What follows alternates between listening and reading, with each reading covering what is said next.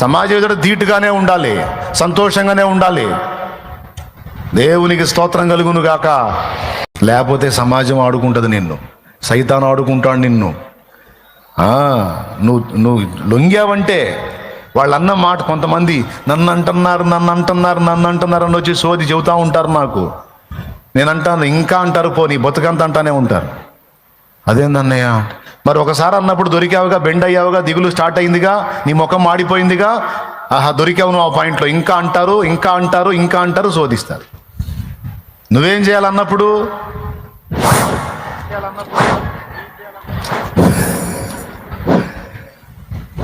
పలుగాకి లోకం, కాకి లాంటి లోకం ఎప్పుడు వాగుతానే ఉంటుంది.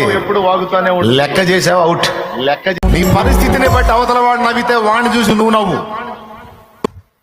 నేనేం చెప్పాను ఇప్పుడు? నాకు చెప్పు. నీ హీన స్థితిని బట్టి, నువ్వు పొందిన అవమానాలను బట్టి వాడు నవ్వితే, నీ నవ్వులన్నీ సిగ్గుతో తల దించుకునే రోజు ఒకరోజు వచ్చిద్దిరా అని వాడి వైపు చూసి నువ్వు గంభీరంగా నవ్వు.